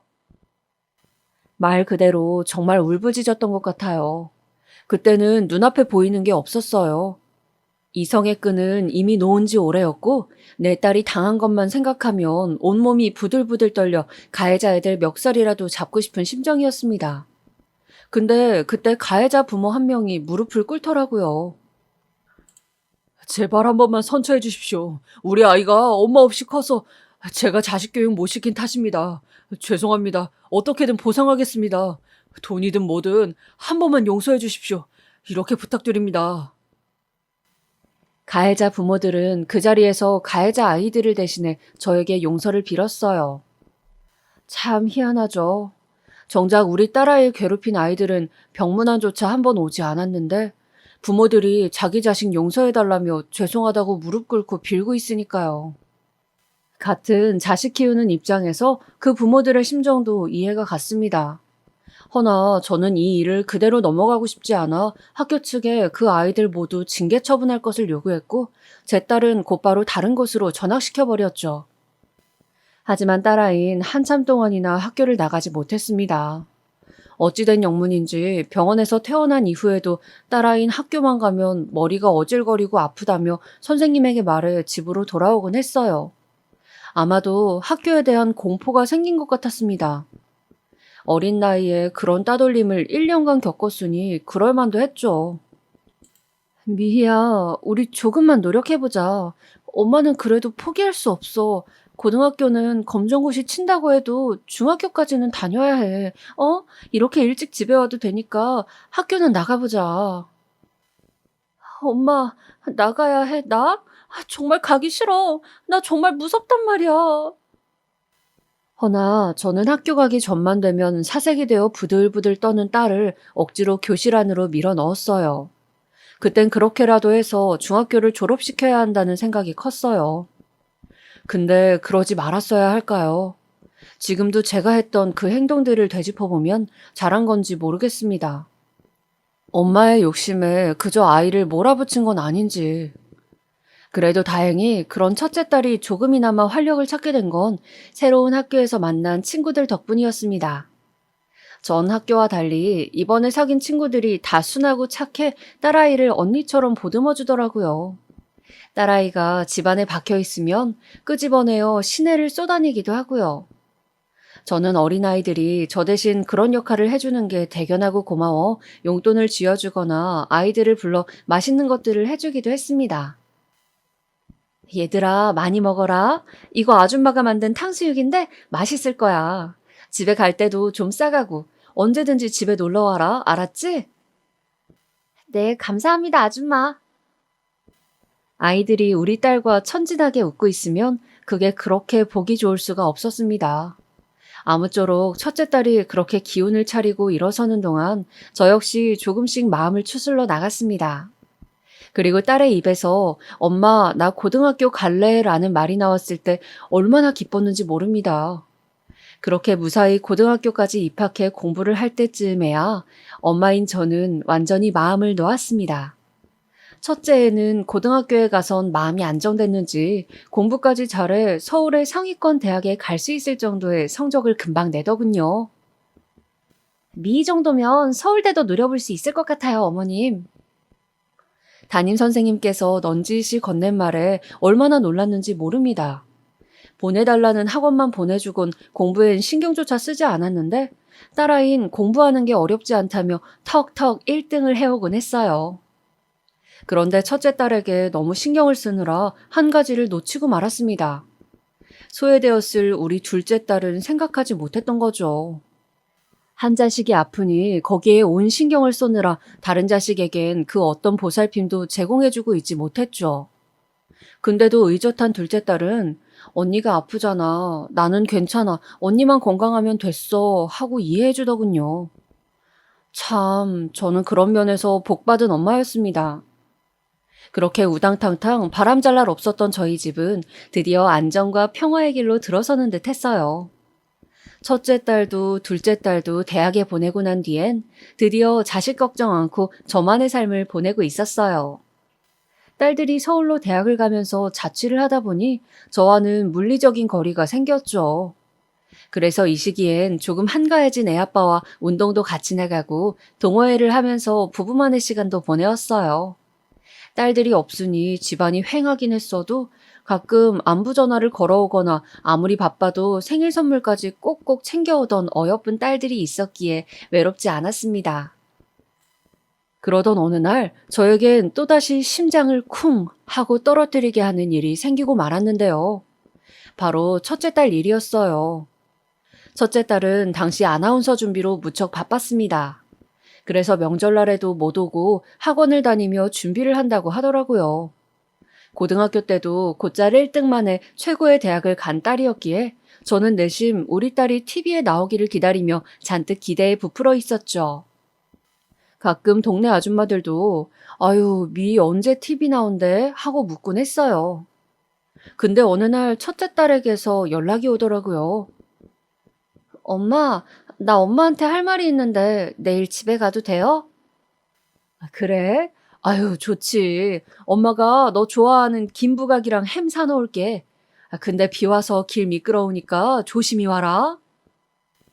딸은 다음날 새벽같이 짐을 챙겨 들어왔더라고요. 오랜만에 보는 딸이라 저는 딸이 좋아하는 음식을 잔뜩 준비해 한 상을 차려놨습니다. 허나 어째 딸은 밥도 깨작깨작 먹고 마치 무슨 일이라도 있는 것처럼 안색이 그닥 좋지 않았습니다. 휴학계라도 낸 건가 싶어 어쩐 일이냐 물었더니 딸은 제게 조심스러운 기색으로 그러더군요. 엄마 있잖아요. 나 결혼할 사람이 생겨서 보여줘도 돼요? 뭐? 결혼? 너 그 만난다는 친구? 아니, 대학 졸업도 안 했는데 무슨 결혼을? 허나 저는 말을 다 잇지 못했죠.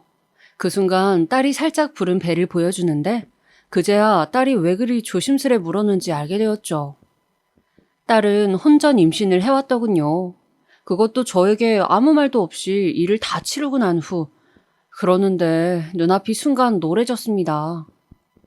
남자 조심하라고 그리 주의를 줬거늘 어째 이런 일을 만들어 오는 건지 앞으로 딸의 인생을 생각하면 앞이 캄캄했습니다.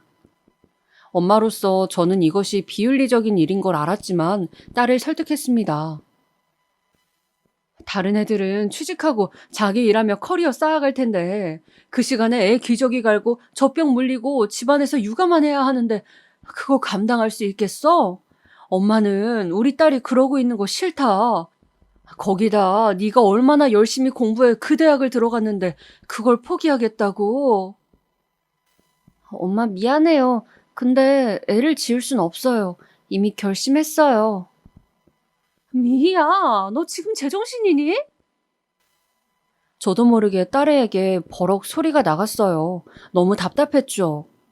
아나운서라는 꿈은 어디 가고 갑자기 한 남자에게 정착해 결혼 생활을 하겠다느니 애를 낳겠다느니 제겐 허망한 소리로밖에 안 들렸어요. 저는 꽤나 반대를 했습니다. 심지어 남자친구까지 불러다 앉혀놓고 말했죠. 자네도 대기업이란 미래를 꿈꾸고 있다고 들었네. 근데 여자는 남자와 달라. 자네는 밖에 나가 일하고 돈 벌 수 있을 테지만 우리 딸은 집안에 틀어박혀 20대를 보내야 하는데 나는 싫네. 내가 고지식해 보일지 몰라도 허락 못하니 자네가 우리 딸을 놔주게. 하지만 같은 대학을 다닌다는 남자친구란 아이는 꽤나 많은 것을 준비해왔는지 똘똘하게 말하더군요. 저 어머님 어떤 걸 걱정하고 계시는지 알고 있습니다. 그래서 저희끼리도 생각을 해봤는데요. 일단 출산할 때까지만 대학을 휴학하고 아이가 어느 정도 크면 돌봐주는 아주머니를 두고 미희는 다시 학교도 다니고 일을 할 생각이에요. 아나운서 준비도 다시 하고요. 말도 안 되는 소리. 애 낳고 학교를 다시 다니고 일까지 한다고? 그게 말처럼 쉽나? 뭐가 됐든 미희가 행복할 수 있게 해주려고 합니다. 절대 미희를 집안에만 두지 않을 겁니다. 지금이야 탐탁지 않으시겠지만 가정 꾸리는 시기가 조금 다른 사람보다 이를 뿐 결코 저희 둘에게 손해라 생각되지 않습니다. 저희 둘 다 최선을 다해 아이 키우고 행복하게 살 자신 있습니다. 남자친구란 아이는 저보다 한 수 위에 서서 설득하려 들었어요. 말빨이 보통에는 아니더라고요. 딸아이도 옆에서 간절한 눈으로 허락을 갈구했고요. 그렇게 몇 번 내치다가 저는 두 손 두 발 들고 말았습니다. 자식 이기는 부모 없다고 정말 그 말이 맞더라고요. 딸은 잘 살 수 있다며 제 손을 붙들고 말하더니 그 뒤로 웨딩드레스며 식장이며 알아보러 다녔어요.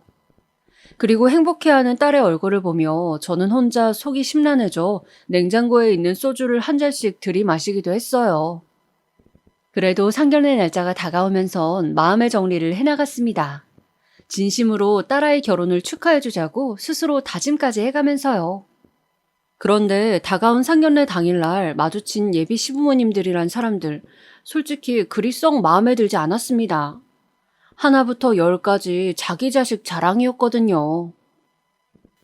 저기 사돈 아시겠지만 우리 아들 그 명문고에서도 곧자리 1등 하던 녀석이에요. 이런 말 하면 너무 팔불출 같지만 우리 며느리가 땡 잡은 거랍니다.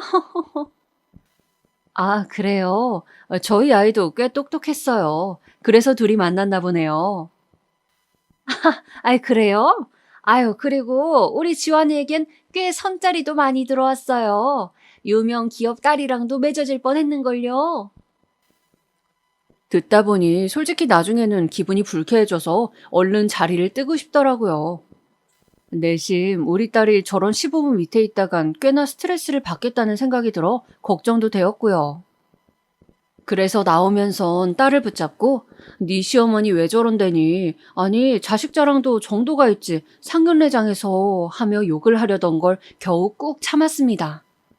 성질 같았다면 저도 한마디 쏘아붙였을 텐데 좋은 자리이니만큼 좋은 게 좋은 거라 생각하며 넘어갔어요. 그렇게 첫째 딸은 결혼식 날 그 누구보다 아름다운 모습으로 자기 아빠 손을 잡고 걸어가 식을 치루었어요. 그리고 딸아이는 꽤나 이 생활에 만족해하는 것 같았어요.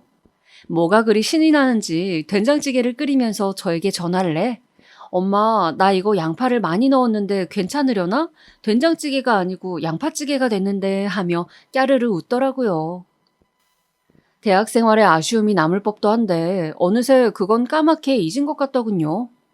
그래도 아이가 행복해하니 그걸로 저도 만족하려 했어요. 그저 이 행복이 계속 지속되기만을 바랬죠. 어찌됐든 딸아이는 다행히 건강하게 아이를 출산했고 당시 저는 딸아이의 육아를 도와주기 위해 간간히 신혼집에 갔습니다. 근데 초기엔 괜찮아 보이던 딸아이가 어느 날부터는 확 시들시들해지더군요. 중학교 시절 그랬던 것처럼 또다시 눈밑이 새까매지고 잠도 자지 못하는 증상을 보이는 겁니다. 왜 그러니? 미희야, 엄마가 약이라도 지어줄까? 아니에요, 엄마. 그냥 요즘 애가 너무 울어서 그래요. 엄마의 직감이라는 게 참 무섭죠. 딸아이의 증상이 어딘지 이상하다는 걸 느낀 이후론 정신엔 문제가 생긴 게 분명하다는 생각이 들었어요. 그래서 어느 날 마음을 먹고 딸네 집을 찾아갔어요. 근데 아무리 초인종을 눌러도 딸아이가 나오질 않더라고요. 미희야, 문 좀 열어봐라. 미희야! 그리고 한참 후에야 웬 파리한 행색에 부스스한 머리를 한 여자가 나와 문을 열었어요. 보자마자 저는 너무 놀라 장 본 것도 떨구었습니다. 미희야, 너 얼굴이... 엄마... 엄마. 딸은 제 목소리를 듣더니 갑자기 무언가가 북받쳐 올라온 듯 서럽게 울기 시작했어요. 그리고 저를 감싸 안으며 엉엉 울기 시작했습니다. 엄마, 엄마. 말해봐, 미희야. 무슨 일인지 좀. 미희는 그제야 말하더군요. 우울증이 온 것 같다고 했습니다. 집에서 애만 키우고 있으니 자기도 모르게 그런 증상이 찾아온 것 같다고요. 솔직히 가끔은 아무것도 하기가 싫고 하루 종일 가만히 침대에만 누워있고 싶다고 하는데 그 말을 듣는 내내 가슴이 철렁했습니다. 내가 어떻게든 결혼을 뜯어 말렸어야 하나 하는 생각마저 들었죠. 하지만 전 일단 차분하게 딸을 앉힌 뒤 극복해보자며 정신과로 데려갔습니다. 의사 선생님께서도 실천할 수 있는 여러 가지 방법을 알려주셨고 제가 그 뒤부턴 딸 집에 살다시피 하며 적극적으로 보살피기 시작했어요. 그래서인지 사위와도 마주칠 일이 많았죠. 장모님, 이렇게까지 안 해주셔도 되는데 늘 번번이 감사합니다. 아니네. 이래야 내 마음이 편해서 그러네. 밥 차려놨으니 먹게. 네, 먼저 씻고 올게요. 처음에는 사위도 고마워하는 것 같았습니다. 오히려 제가 힘들까봐 걱정하는 것 같았어요. 장모님 좋아하시는 거라길래 사왔습니다 하며 가끔은 먹을 것들을 들고 들어오기도 했고요. 그런데 그런 호의를 보였던 사위가 제가 집에 있는 시간이 길어지자 아무래도 불편한가 보더라고요. 그 뒤부턴 딸에게 눈치를 주는 것 같더라고요. 제가 아이 용품을 씻기고 있는 동안 갑자기 딸을 끌고 안방으로 들어가더니 제 이야기를 하는 것 같더라고요. 엄마 곧 가실 거야. 알겠어. 말할게. 딸아이의 이런 말이 들리는데 순간 제 손이 멈추었습니다. 사위가 불편해하는 걸 알았으니 저도 계속 머무르고 있기가 그렇더라고요. 그래서 어느 날은 딸 손을 잡고 가도 되겠냐 물었습니다. 그랬더니 응, 엄마. 나 이제 어느 정도 회복됐어. 씩씩해졌으니까 걱정하지 마. 얼른 아빠한테 가봐. 우리 아빠 밥도 못 차려 드시는데 라면 드시고 있겠다. 그 때문에 저는 딸네 집에서 나오게 되었어요. 집으로 돌아와서도 딸에겐 꼬박꼬박 안부 전화를 했고 딸의 우울증을 살폈어요. 한번 병력이 있던 아이라 더 걱정이 되고 신경이 쓰였죠. 그리고 저는 따로 사위에게 말도 전하고 나왔습니다. 딸애가 학창시절 따돌림을 당해 우울증을 깊이 앓은 이력이 있다며 일하느라 힘들겠지만 신경 써달라고요. 근데 딸아이가 육아를 시작한 뒤 어쩐지 사위는 출장이 잦았습니다.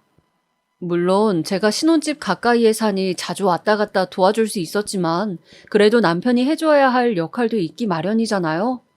근데 저녁 시간쯤 가보면 항상 야근하느라 늦는다, 출장이 있다 그러더라고요. 딸아이는 육아에 치여 허덕이고 있는데 혼자만 고생하는 것 같아 조금 불만족스러웠습니다.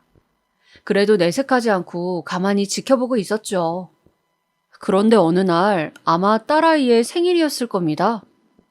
다 같이 아기까지 데리고 간단히 집 앞에서 외식을 하기로 했는데 시간이 지나도 사위가 오질 않는 겁니다. 얘 김서방 많이 늦는다니? 대체 언제 오는 거니? 아, 그게요. 엄마 잠시만요. 내가 전화해 볼게요. 여보, 언제 와? 엄마 기다리고 있는데. 아, 그래? 알았어요. 천천히 와요. 왜 그러니? 그게 엄마, 갑자기 일이 생겨서 조금 늦는다네. 우리끼리 먹고 있으라고 하는데. 아니, 무슨 일이 그리 중하다고 생일날까지 이러는 거야? 너 지금 독박 육아하고 있는 건 알고 있는 거야? 아휴, 정말. 알지, 왜 몰라. 근데 이 사람이 요즘 이직한 곳이 워낙 일에 변동이 많아서 나도 뭐라 할 수가 없어. 딸아이 얼굴은 육아로 지쳐 얼굴살이 쪽 빠져 축 늘어진 파김치나 다름이 없었는데 사위란 놈이 밖으로만 나더니 솔직히 속상하더라고요. 거기다 딸 역시 속상한 기색이 역력했는데도 티내지 않으려고 일부러 다른 말들을 하고 있었죠. 남의 딸 데려가 제 앞에서 그 잘난 포부까지 말해놓았으면 어느 정도 집안의 책임도 질 줄 알아야 하는데 말이죠. 게다가 그날 딸과 식사를 오붓하게 마치고 딸아이 핸드백에서 나온 종이를 보고는 더 경악하고 말았죠. 너 응급실 다녀왔니? 아, 엄마 그게 요즘 내가 잠을 너무 못 자잖아. 몸이 힘들었는지 갑자기 쓰러졌어. 근데 별거 아니야. 내가 원체 체력이 약하잖아. 알고 보니 딸아이는 수면 부족으로 응급실에 다녀왔다 하더라고요. 이때 안 되겠다 싶어 큰 마음을 먹고 나를 잡았어요. 사위를 불러다가 좋게 잘 이야기를 해보기로요. 남편은 굳이 뭐하러 그러지 말지 하며 말렸지만 그건 남편이 딸이 얼마나 힘든지 몰라서 하는 말이었습니다. 장모님 안녕하세요. 오랜만에 뵙네요. 저녁 차려준다 하셔서 왔습니다. 그래, 일단 밥부터 들게. 저는 그때 사위를 위해 꽤 정성껏 한 대접 상을 차려놓은 뒤였습니다. 그리고 음식 먹는 동안은 일부러 아무 얘기하지 않다가 다 먹었을 때쯤 조심스레 이야기를 내뱉었죠. 다른 게 아니라 김서방, 오늘 내 할 얘기가 있어서 불렀네. 자네 요즘 일이 무척 많다고 들었네. 나도 일하는 사람한테 일하지 말라고 압박 주는 게 아니라 근데 우리 딸이 혼자 육아를 하느라 많이 힘든 것 같아. 물론 나도 옆에서 좀 돕긴 하지만 자네도 알다시피 이 나이에 애가 워낙 잘 깨니까 딸애가 잠을 거의 못 자는데 보고 있기가 안쓰러워서 자네가 조금 도와줄 수는 없겠나? 근데 당연히 그러겠다고 할 줄 알았던 사위의 반응이 의외였어요. 장모님, 그건 곤란하겠네요. 어? 바빠요. 다른 것 때문이 아니고 일하느라요. 지금 인사평가 때문에 얼마나 골치가 아픈데요. 회사가 전쟁통이에요. 저희 애도 먹여 살려야 하는데 제가 하루빨리 승진해야 하잖아요.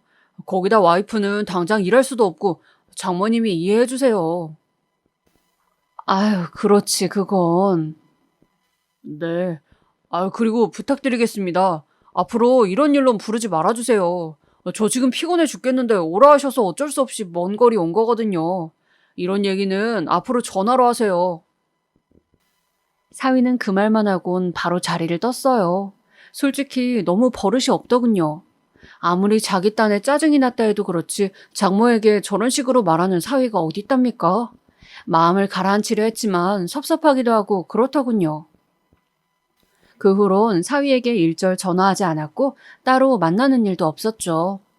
다행히 딸아이는 육아에 적응했고 조금이라도 여유를 찾은 것 같아 보였습니다. 허나 저와 사위 사이에선 계속 마찰이 잦았습니다. 제가 딸아이 학교 다니게 하고 육아를 도와줄까 싶어 신혼집 근처로 이사를 가려 했더니 사위가 쌍수를 들고 반대를 하는 겁니다. 장모님, 꼭 굳이 그렇게까지 하셔야겠어요? 저희 장모님 드릴 육아비 같은 거 없습니다. 아니네. 난 육아비를 원하는 게 아니라 그냥 우리 딸이 학교를 다녔으면 해서. 제가 말씀드렸잖아요. 애 조금 더 크면 미희 학교 다니게 해줄 거라고요. 솔직히 말씀드리면 장모님이 이쪽으로 오시는 거 저 상당히 부담스럽습니다. 그러니 제발 선 좀 지켜주셨으면 좋겠네요. 아니, 자네 어딜 우릴 가르치려 드는 거야? 결국 그날은 애아빠가 더 화가 나 사위와 한바탕을 했습니다. 근데 사위는 딱히 반성하는 기미도 보이지 않았고 거기다 더 가관이었던 건 저희가 현관문을 닫았을 때였죠. 애아빠를 먼저 보내고 조용히 문 앞에 서서 들려오는 소리들을 듣는데 사위놈이 제 딸에게 바락바락 소리를 지르더라고요. 제발 당신 어머니 아버지 좀 여기 오게 하지 마.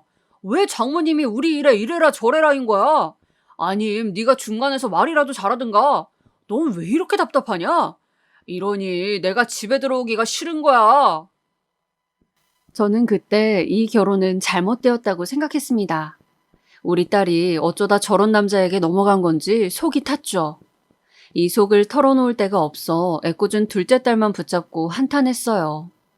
그래도 사위에게 험한 소리를 하면 부부 사이 안 좋아질까봐 하고 싶은 말도 꾹 참고 어떻게든 풀어보려고 사위와 둘만 있는 자리를 만들어 얘기를 나눠보기도 했어요. 제가 부드럽게 다독이자 사위 역시 그때는 또 저도 장모님께 지나쳤던 면이 있는 것 같습니다 하며 점잖은 모습을 보이더라고요. 그래서 저는 부부 사이가 좋아지길 바라며 그렇게 사위에게 가끔씩 돈도 쥐어주고 사위 좋아하는 비싼 회도 사줘가며 달래고 또 달랬습니다. 그런데 어느 날부터인가 딸과 연락이 되지 않았습니다. 둘째 딸이 지방에서 올라와 다 같이 여행을 갈까 의논하던 날 전화를 해보았는데 딸아이는 연락조차 되지 않았습니다. 엄마, 언니 왜 전화를 안 받아? 요즘 내 전화도 안 받던데. 그러게나 말이다. 이상했습니다.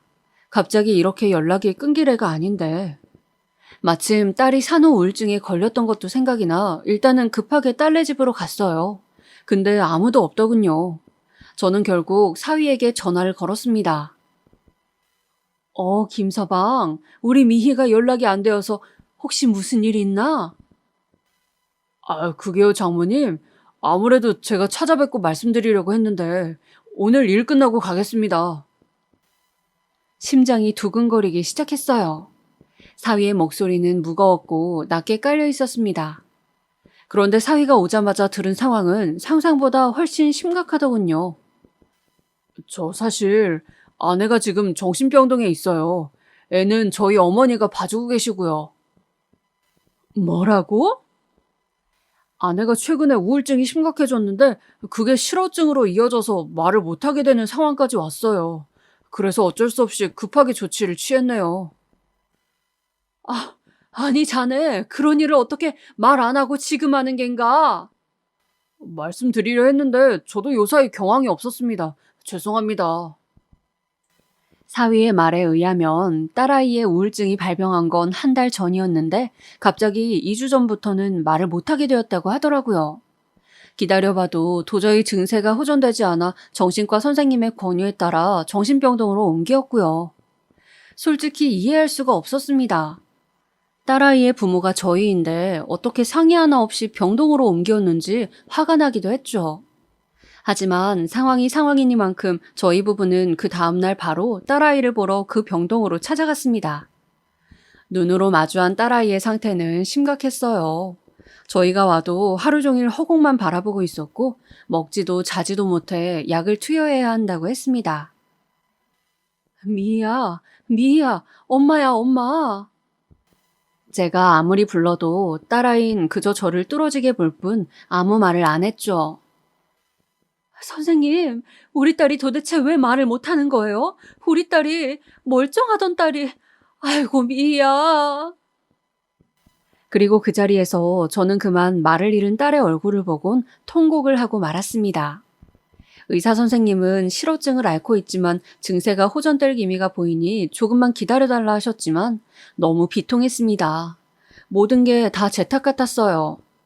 제가 그때 딸 집에서 나오지 않고 잘 보살폈다면 그러지 않았을 텐데 남편 역시 심란하긴 마찬가지였습니다. 이대로 집에 들어가면 저나 남편이나 잠도 못 자고 딸 걱정에 아무것도 못할 게 뻔했죠. 그래서 마음을 다독이기 위해 여보, 나 잠깐 걷다 갈게요. 들어가 있어요, 먼저. 하며 남편을 보내고 저 혼자 잠시 병원 옆에 산책로를 걷고 있었어요. 그런데 거기서 그 광경을 볼지는 몰랐죠. 아마 그 충격은 제 인생을 통틀어 가장 컸을 겁니다. 사위가 어떤 여자와 단둘이서 아주 이상한 대화를 나누고 있더라고요. 오빠, 그 여자 정신병동에 집어넣었으니까 당분간은 못 나오는 거 맞지? 그럼 나 오빠 집에 가 있으면 안 돼? 되긴 하는데 조심해야 해. 장모가 청소한답시고 들락거릴 수가 있거든. 누가 오면 절대 문 열어주지 마. 장모가 우리 신혼집을 지네 집인 줄 알고 가끔 막 들어올 때가 있거든. 알겠어, 걱정 마. 근데 그 여자가 이혼 언제 해준대? 이렇게 자꾸 버팅기면 어떡해? 실어증 걸렸다며. 곧 해주겠지. 쥐가 뭐 별 수 있겠어. 실어증도 걸렸고 정신도 멀쩡하지 않으니 도장 찍는 거야 오히려 쉬워질 수 있어. 나만 믿어. 차라리 말을 못하니 잘 됐다니까. 그 순간 눈이 뒤집혔습니다. 딸의 우울증 그리고 실어증. 왜 세상과 단절해야 했는지 그 이유를 유추할 수 있었던 순간이었습니다. 저는 그대로 눈이 뒤집혀 사위에게 달려가 머리채를 움켜잡았습니다. 사위는 저를 보자마자 흠칫 놀라더군요. 자네 바람 폈나? 그래서 내 딸이 절이 된 건가? 그게... 그런데 저에게 죄송하다 무릎이라도 꿇을 줄 알았던 사위놈이 순식간에 지 본색을 드러내지 뭡니까? 마치 참아왔던 걸 터뜨리기라도 하는 것처럼요. 그럼 당신 딸 여자 노릇도 못하는데 나도 풀고 살긴 해야 할 거 아닙니까? 뭐? 애나 몸매 망가진 여자가 그럼 여자예요? 솔직히 장모님도 아실 거 아니에요. 아무튼 당신 딸이랑은 곧 이혼할 거예요. 원하는 양육권도 줄 거고 위자료도 좀 쥐어줄 거니 그만 떽떽거리시라고요. 이런 천하의 못돼 처먹은 놈이? 그야말로 기가 막혔죠. 바람을 들키고도 마치 선심을 베푼다는 듯 위자료 얘기를 하는 놈을 보니 이놈은 인간이 아니라 그저 짐승이란 생각만 들더군요. 고분고분한 모습을 집어던지고 그 아래에 있던 얼굴은 추악하기 그지없었습니다. 저는 손을 높게 들어 그 사위와 옆에 있던 상간녀까지 뺨을 치려 했어요. 그런데 그것마저 그놈 손에 막혀 허락이 되지 않았죠. 늙은이가 어딜 때리려고 미쳤어요? 그렇게 저는 어떤 대응도 못한 채 실어증 걸린 딸을 정신병동에 두고 나오고야 말았습니다. 그리고 비척비척 걷다가 주차장에서 저를 기다리고 있던 남편에게 가지 못하고 그만 풀썩 쓰러져 버리고 말았어요. 눈을 뜨니 응급실이더군요. 아니 당신 왜 갑자기 쓰러진 거야? 얼마나 놀랐는지 알아? 저는 그제야 남편에게 모든 것을 말했습니다. 제가 본 것, 사위가 한 말. 남편 역시 그 말을 듣고는 몸을 부르르 떨었고 분노를 주체하지 못했어요. 내 이놈을 가만히 못 놔둬. 우리 딸이 그놈 때문에. 여보 잠시만요. 아직 여기서 끝낼 순 없어요. 어떻게 하자고? 저는 여기서 끝내기 싫었어요. 이대로 이혼은 하더라도 그놈이 최소한 망신당하는 꼴은 보고 끝내고 싶었죠. 제 딸만 이렇게 고통스럽기에는 너무나 억울했어요. 그래서 일단은 딸을 찾아가 이혼을 먼저 권했어요. 딸로서도 마음의 고통이 크겠지만 설득해야 했죠. 미희야, 네가 지금 말을 못하더라도 엄마 말은 알아듣잖니. 더 이상 네 자신을 망치지 말아라. 이제 끝을 내. 반응이 없을 줄 알았던 딸은 제 말에 소리 없이 눈물을 흘리더군요. 그 후로 딸은 저와 만나는 시간을 늘려가며 천천히 말을 트기 시작했어요. 엄마, 나 이혼할래요. 그리고 어느 날 드디어 딸의 입에서 이 말이 나왔을 때 이제야 때가 되었구나 싶었습니다. 딸은 이혼 절차를 급하게 밟았고 소송 이혼으로 위자료도 받고 양육권도 모두 딸이 가져오게 되었습니다. 물론 그놈은 그때까지만 해도 해벌쭉 웃고 있었습니다. 돈 가져갔으니 만족하지? 애도 잘 키워라. 너 내가 선심 써준 걸로나 알아. 그 말만 하고 사라져버리는데 마음 같아선 갈기갈기 찢어놓고 싶었습니다. 허나 제겐 더 큰 계획이 있었습니다. 둘이 이혼하자 저는 계획대로 흥신소에 문의해 그놈과 상간녀가 함께 있는 사진 자료들을 받아 그놈이 다니는 회사에 뿌려버렸습니다. 마침 그 상간녀가 회사 직원이라 일이 더 쉽게 풀릴 거라 예상했습니다. 자신의 여비서와 그런 일을 벌이다니 그 꼴이 너무 역겨웠네요. 역시나 뿌린 지 얼마 지나지 않아 그놈은 집까지 찾아와 길길이 날뛰기 시작했습니다. 아무래도 회사에서 잘린 모양이었습니다. 당신이 그랬지? 당신들이 한 짓이지? 이거 고소감이야, 알아? 내가 고소할 줄 알아. 다들 각오해. 이놈뿐만이 아니었어요. 과거 사돈댁이란 사람들, 아니 사돈댁이라 부르고 싶지도 않은 그 짐승들 또한 수준이 비슷하더라고요. 내 아들한테 무슨 짓 한 줄 아세요? 아니, 직장을 그만두게 하면 어쩝니까? 당신 애들 제정신이에요? 내 딸은 실어증 걸리게 해놓고 당신 아들 직장 잘린 건 안 됩니까? 내가 그 대가 톡톡히 치르게 해줄 겁니다. 우리 딸 고통스럽게 만든 대가. 징그러운 여편네 같으니라고? 아니, 부부가 살다 보면 바람도 필 수 있는 거지. 그걸 가지고 이런 치졸한 복수를 해? 망할 여편네. 정신병 걸린 게 어디 내 아들 탓이에요? 정신이 나약해 빠진 당신 딸 탓이지. 더는 견딜 수가 없었습니다. 이런 짐승들에게는 말보단 원초적인 복수도 필요하더라고요. 그래서 어느 날 그놈이 찾아와 또 같은 말을 짓거리려 할 때 차분히 말을 이어갔죠. 하고 싶으면 고소하게. 다 받아들이겠네. 근데 내가 자네를 위해 준비한 게 있으니 이건 먹고 가게. 뭐요? 저는 그 즉시 준비해두었던 음식물 쓰레기를 그놈 얼굴에 투척해 주었습니다. 그놈 몸에서 썩은 내가 진동하는 꼴을 보니 그제야 속에 있던 뭔가가 조금 내려가더라고요. 그리고 목구멍에 걸린 음식물을 급하게 내뱉으며 저를 노려보는 놈에게 경고해 주었어요. 사진은 자네 동창회에도 뿌려줄 수 있어. 자네가 가는 곳이 어디든 간에 나는 그 어디든 쫓아가 자네가 저지른 추악한 행동을 폭로해 줄 수 있어. 고소하려면 하게. 내가 깜빵에 들어가더라도 자네 인생은 망가뜨리고 갈 거니까. 그러니까 그걸 원하면 계속 이렇게 집에 오게나. 제 말에 그놈은 결국 아무 말 못하고 돌아서더군요. 치졸한 놈. 그 뒤로 더 이상은 오지 않았죠. 최근에 들은 소식으로는 그놈이 결국 그 상간녀와 재혼을 했다, 이혼을 했다고 합니다. 어떤 연유로 이혼까지 흘러갔는진 모르겠지만 이혼 경력만 2번이 쌓인 셈이죠. 반대로 지금 저와 딸아이는 다행히 무탈하게 잘 살고 있답니다. 무탈하다는 표현이 적절할 것 같은데요. 가끔은 딸의 우울증이 다시 도질까 걱정이 되어 밤잠을 설칠 때도 있지만 그래도 이제는 잘 웃고 엄마 엄마 하며 설거지도 돕는 딸을 보며 안심하고 있어요. 이제 우리 손주도 어느 정도 컸기에 딸아이는 다시 대학에 복학할 준비를 하고 있어요. 저는 하루빨리 딸이 복학해 공부를 이어갔으면 해요. 그래서 다른 사람들처럼 평범한 일상을 보냈으면 합니다. 그간 평범과는 너무나 거리가 먼 삶을 보냈기에 더 간절하답니다.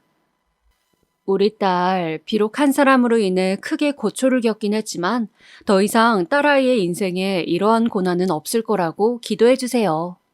여러분들께서 부디 제 딸의 평안을 빌어주신다면 너무나 감사할 것 같네요.